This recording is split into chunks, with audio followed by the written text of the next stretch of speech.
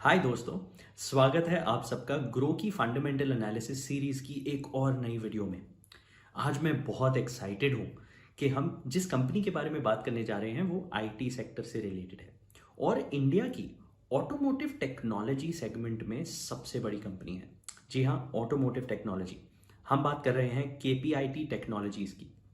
इस वीडियो में हम डिस्कस करेंगे कि कंपनी का बिजनेस क्या है, कंपनी का ओवरव्यू क्या है, इस इंडस्ट्री का ओवरव्यू क्या है, इसके कंपेटिटर्स कौन से हैं, इसके फाइनेंशियल रेशोज और फिगर्स कैसे दिख रहे हैं, what are the strengths and weaknesses of the company and what looks like the way ahead.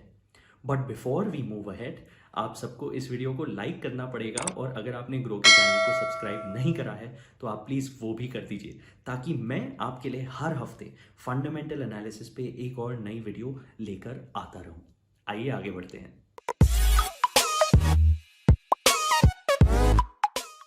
तो आइए सबसे पहले हम कंपनी की कुछ हिस्ट्री और बैकग्राउंड के बारे में जान लेते हैं। 1990 में मिस्टर रवि पंडित और मिस्टर किशोर पाटिल ने मिलके इस कंपनी को जन्मा। इसका नाम उस टाइम पे था केपीआईटी इन्फो सिस्टम्स। फिर लगभग 11-12 साल बाद कमिंस इंडिया की आईटी ब्रांच के साथ इस कंपनी का मर्जर हो गया और ये कंपनी का नाम हो गया केपीआईटी कमिंस इन्फो सिस्टम्स। फिर कुछ साल बाद रफली 2013 में कमिंस इंडिया ने अपनी शेयर होल्डिंग इस कंपनी से कम कर दी क्योंकि वो फोकस करना चाह रहे थे इंजन मैन्युफैक्चरिंग और जनरेटर मैन्युफैक्चरिंग पे।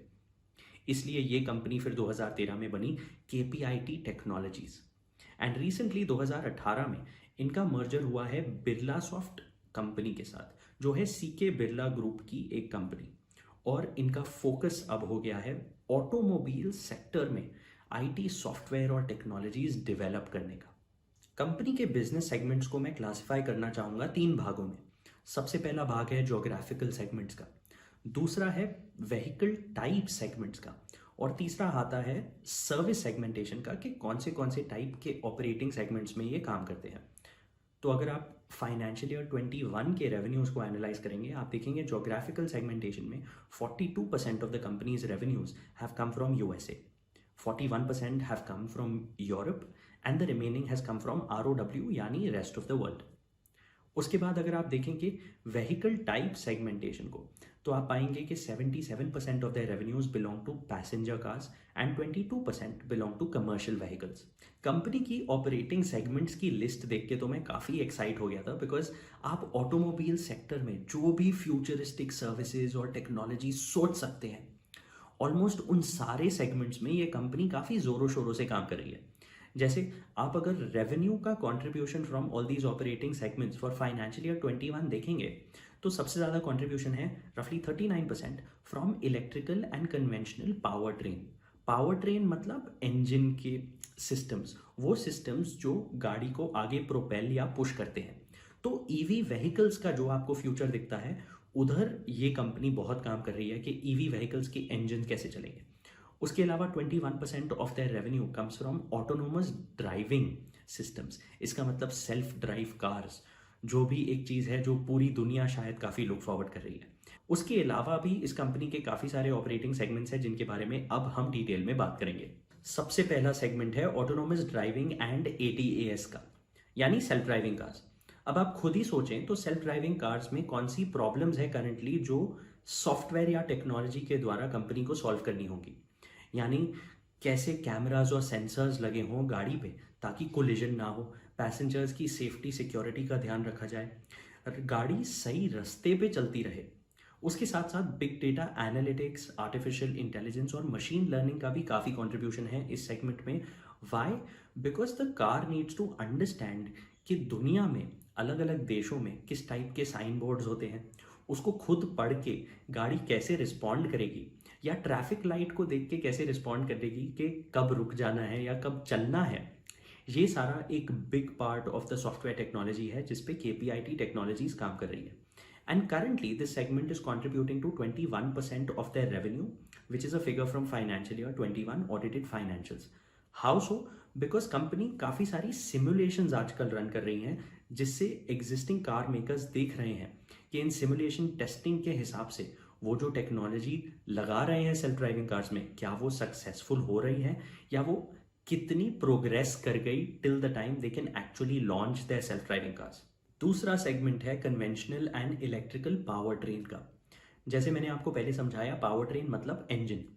तो आप देखिए, ट्रेडिशनली गाड़ियों के इंजन चलते हैं पेट्रोल और डीजल से, लेकिन अब इलेक्ट्रिकल व्हीकल्स जब आ जाएंगी तो बिजली से चलेंगे। इसका मतलब इंजन का पूरा सिस्टम, आर्किटेक्चर, डिज़ाइन, वो सब चेंज हो रहा है। तो कंपनी काम कर रही है टुवर्ड्स डेवलपिंग सॉफ्टवेयर जो इंजन को इंस्ट्रक्ट करेगा कैसे चलना है या कैसी सिचुएशन में कैसे रिस्पॉन्ड करना है। तो एक बात रही इस टेक्नोलॉजी की। Another part of this segment is battery management systems.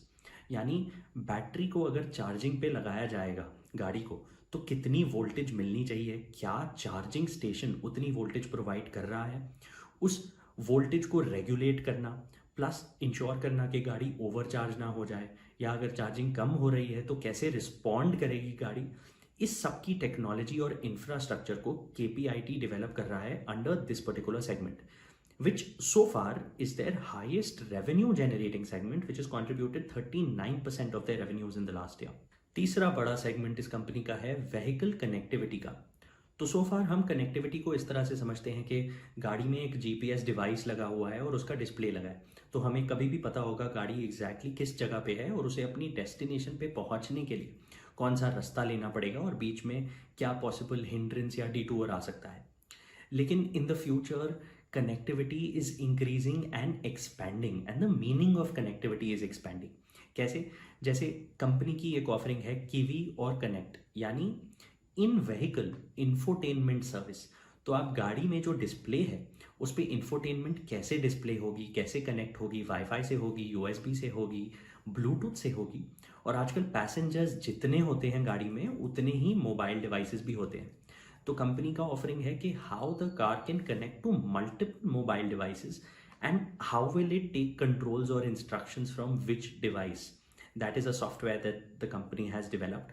उसके अलावा connectivity also is with outside servers of the manufacturer.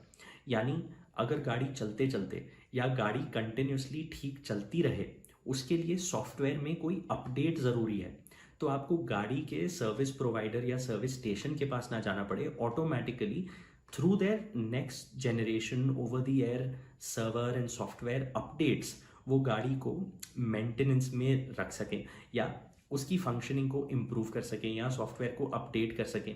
This is a big part of the companies offering, which is why this is the third largest segment and is contributing 11% of their total revenues। तो आप देखेंगे currently रफली 11 million vehicles, यानी 1 करोड़ से ऊपर vehicles across the world are contracted for their software offerings. यानी company के जैसे क्लाइंट्स हैं बड़े top tier auto manufacturers in the world, जैसे BMW फॉर एग्जांपल, उनके साथ उन्होंने कॉन्ट्रैक्ट करा है कि वो अपनी गाड़ियों में इनके सॉफ्टवेयर एंड कनेक्टिविटी सॉल्यूशंस को इंस्टॉल करेंगे। अगला सेगमेंट है व्हीकल डायग्नोस्टिक्स का। तो ये ऑफरिंग है again for automobile manufacturers, for them to be able to analyse कि कौन सी गाड़ी में कब किस टाइप की प्रॉब्लम आने वाली है, या अगर प्रॉब्लम आ गई तो वो सॉल्व कैसे होगी, उस प्रोसेस को डिफाइन करना, वो कितनी जल्दी किस टाइमलाइन में सॉल्व हो सकती है, उसके लिए क्या प्रोक्योरमेंट करनी है, उस गाड़ी को कहाँ ले जाना पड़ेगा। ये सारे सॉफ्टवेयर सोल्यूशन को और प्रोसेस को और डिज़ाइन को कंपनी ने ऑटोमेट करने की कोशिश करी है अपनी सर्विस ऑफरिंग के थ्रू। तो ये रहा उनका व्हीकल डायग्नोस्टिक सेगमेंट। उसके अलावा कंपनी का एक ऑटो एसएआर सेगमेंट भी है, जिसका मतलब ओपन सिस्टम आर्किटेक्चर। यानी आप समझ सकते हैं कि केपीआईटी गाड़ियों के लिए एक ऑपरेटिंग सिस्टम बना रहा है, और अब कई सारे और टेक्नोलॉजी कंपनीज हो सकती हैं, या हो सकता है कि बड़ी ऑटोमोबाइल कंपनीज अपने खुद के सॉफ्टवेयर्स या कुछ ऑफरिंग्स उस ऑपरेटिंग सिस्टम पे लोड करना चाहें या ऑफर करना चाहें। तो इस ओपन सिस्टम आर्किटेक्चर के द्वारा वो काफ़ी सारे एपीआईज या अलग आईटी टेक्नोलॉजी ऑफर कर रहे हैं बाकी सारे टेक्नोलॉजी कंपनीज को, कि वो उस ऑपरेटिंग सिस्टम के लिए सॉफ्टवेयर या प्रोडक्ट ऑफरिंग्स बना सके। अगर आपने ऑटोमोबाइल सेक्टर को पिछले 2 साल में स्टडी करा है तो आप शायद मानते होंगे कि ये स्लो ग्रोथ पे है या डिक्लाइन मोड पे है, लेकिन आप ये भी मानेंगे that from a long term perspective trends related to connectivity, autonomous, shared mobility and electrification, जिसको हम केस भी कहते हैं, is on the rise and people are expecting कि इन कुछ टेक्नोलॉजी इंप्रूवमेंट्स की वजह से ऑटो सेक्टर भी काफ़ी बूम कर सकता है। जैसे IHS मार्केट की एक रिसर्च बताती है कि now in the future R&D budget auto manufacturers का में रफली 45 to 50% will go towards software development. ये इस बात से भी जायज़ है कि आप देखेंगे 2010 में एक गाड़ी बनाने की जितनी एवरेज कॉस्ट आती थी उसमें ऑन एन एवरेज 27% कॉस्ट जाती थी इलेक्ट्रॉनिक्स में। 2020 के आते आते रफली 40% of the cost of a car goes into electronics, और ये माना जा रहा है कि 2030 तक ये cost contribution of electronic segments will increase to रफली 45 to 50% the cost of a car. इसीलिए अगर हम फ्यूचर ट्रेंड्स को देखें जिसके अंदर आता है internet of things, e mobility, digital cockpit, connectivity services, ये सब देखते देखते software technology in cars is possibly going to boom immensely as this sector grows. अगर हम कंपनी की फाइनेंशियल्स को एनालाइज करेंगे तो हमें उन्हें कंपेयर भी करना पड़ेगा कुछ क्लोज कंपेटिटर्स से। तो इस कंपैरिजन के लिए हमने चुना है L&T technology services and Tata Elxsi को। तो आइए देखते हैं KPIT टेक्नोलॉजीज इनके कंपैरिजन में फाइनेंशियली कैसा परफॉर्म कर रहा है। KPIT टेक्नोलॉजीज की मार्केट कैप है 16,600 करोड़ की, जिसकी कंपैरिजन में L&T टेक्नोलॉजी सर्विसेज है इससे काफ़ी बड़ी at 61,500 crore and Tata Elxsi is at about 36,900 crore. PE ratio KPIT की है 76.4 की, L&T की है 74.4 और टाटा की है 80.4, यानी तीनों कंपनीज PE रेशो में रफली बिटवीन 75 to 80 के बीच ही हैं। प्राइस टू बुक रेशो में KPIT है 12.9, debt to equity ratio company की है 0.17, करंट रेशो है 2.39 की, रिटर्न ऑन इक्विटी है 12.6% की, जिसके कंपैरिजन में L&T टेक्नोलॉजी की रिटर्न ऑन इक्विटी है 20.7% की और टाटा एलेक्सी की है 29.9 यानी रफली 30% की। ऑपरेटिंग प्रॉफिट मार्जिन भी KPIT का अपने कंपेटिटर से कम ही है at 16.8%। Net profit margin of the company is 7%, which again is substantially lower than that of its competitors L&T Technology, which is at roughly 12%, and Tata Elxsi, which is at 20%। 1 year return अगर आप KPIT की देखें तो ये बनी है रफली 316% की, जिसके कंपैरिजन में L&T टेक्नोलॉजी ने दिया है 133% और टाटा एलेक्सी ने दिया है 203%। अब अगर आपको कंपनी के फाइनेंशियल्स देख के ऐसा लग रहा है कि इतने अच्छे फाइनेंशियल्स तो शायद नहीं हैं, तो मैं आपको कंपनी के कुछ ट्रेंड्स बता देता हूँ दोबारा। जैसे बाकी सारी टेक्नोलॉजी कंपनीज काफ़ी सारी इंडस्ट्रीज़ के लिए प्रोडक्ट्स बनाती हैं, जैसे बैंकिंग, फाइनेंस, इलेक्ट्रॉनिक्स, लेकिन KPIT टेक्नोलॉजीज़ का एक लेज़र शार्प फोकस है only towards the automobile sector, जिसका अगर आप फ्यूचर देखना चाहें तो इसमें internet of things, 5G connectivity और ऐसे कई सारे कॉन्सेप्ट्स आने वाले हैं। इसलिए इस कंपनी का ग्रोथ पोटेंशियल या कहें तो मार्केट पोटेंशियल तो हमें डेफिनेटली दिखता है। उसके अलावा कंपनी की प्रेजेंस करंटली है in the US, in UK, in Germany, in south Korea, China, Japan and 8 other countries. फिर अगर आप कंपनी की क्लाइंट लिस्ट देखना चाहें तो उसके अंदर BMW है, जनरल मोटर्स है, कमिंस है, होंडा है और काफ़ी सारे और जाने माने नाम। इसलिए कंपनी एक बहुत अच्छी मार्केट में है जिसका डेफिनेट पोटेंशियल बहुत है। तो आइए अब कंपनी की वीकनेसेस के बारे में बात करते हैं। आप लोग अपनी इन्वेस्टमेंट्स को सेफगार्ड करने के लिए क्या करते हैं? डाइवर्सिफाई। इसी तरह बाकी IT एंड टेक्नोलॉजी कंपनीज भी वेल डाइवर्सिफाइड हैं बिकॉज वो अलग अलग इंडस्ट्रीज़ के लिए प्रोडक्ट्स और सॉफ्टवेयर बनाती हैं, जैसे बैंकिंग, फाइनेंस, इलेक्ट्रॉनिक्स वगैरह वगैरह। ऐसे में KPIT तो ओनली ऑटोमोबाइल सेक्टर के लिए ही प्रोडक्ट्स बनाती है, यानी डाइवर्सिफिकेशन बिल्कुल भी नहीं है। अगर ऑटो सेक्टर अच्छा परफॉर्म नहीं करेगा तो KPIT भी अच्छा परफॉर्म नहीं करेगी। विच इज़ वाई जैसे आपने फाइनेंशियल्स में देखा, इनके कंपेटिटर्स के मुकाबले इनका नेट प्रॉफिट मार्जिन काफ़ी कम था, बिकॉज पिछले 2 साल में ऑटो सेक्टर ने ज़्यादा ग्रोथ नहीं दिखाई और उनके वेंडर्स के प्रॉफिट मार्जिन बिल्कुल थिन होते गए। तो KPIT में भी हमको सेम चीज़ की रिफ्लेक्शन दिखी। उसके अलावा एक दूसरी वीकनेस पॉसिबल ये है कि टेक्नोलॉजी सेक्टर बहुत ज़्यादा डिसरप्ट होते जा रहा है विद एवरी पासिंग ईयर। हर साल आप एक कोई नई टेक्नोलॉजी के बारे में सुनते हैं, जैसे इंटरनेट ऑफ थिंग्स, ब्लॉकचेन वगैरह वगैरह। तो KPIT को इंश्योर करना पड़ेगा कि इतनी फास्ट चेंजिंग डायनामिक इंडस्ट्री में वो अपनी नॉलेज को कितना ग्रो कर पा रहे हैं या कैपेबिलिटी को कितना बढ़ा पा रहे हैं to be abreast with all those changes. That's a very very Herculean task. तो अब इस इंडस्ट्री का वे अहेड क्या है? पहले हिस्टोरिकली देखें तो आप में से हो सकता है कई लोग ऐसी गाड़ियों में बैठे होंगे जहाँ पे शीशा खोलने के लिए भी एक हैंडल को घुमाना पड़ता था। और अब हैं पावर विंडोज़, पावर स्टीयरिंग्स, प्लस आपकी गाड़ी में शायद इंफोटेनमेंट पैनल पे टच पैनल भी हो और कई तरह की नई सर्विसेज और फीचर्स हों जैसे सनरूफ वगैरह वगैरह।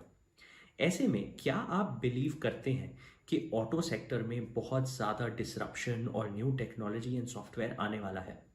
अगर आप बिलीव करते हैं तो इसका मतलब KPIT टेक्नोलॉजीज भी ठीक मार्केट में है।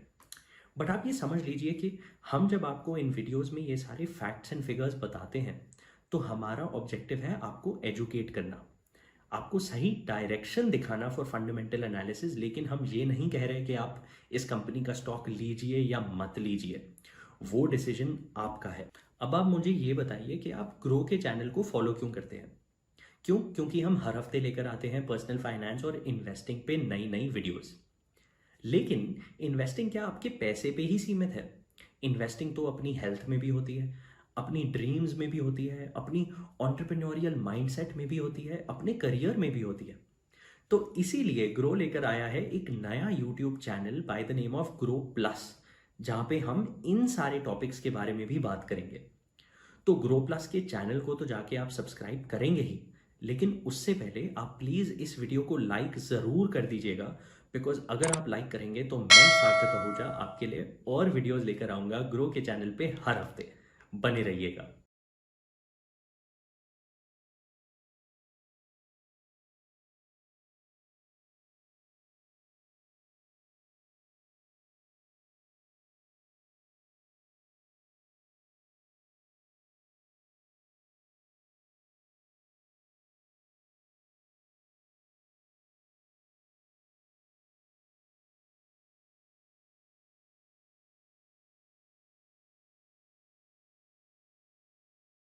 Investment in securities market are subject to market risks. Read all the related documents carefully before investing. Please read the risk disclosure documents carefully before investing in equity shares, derivatives, mutual fund, and or other instruments traded on the stock exchanges.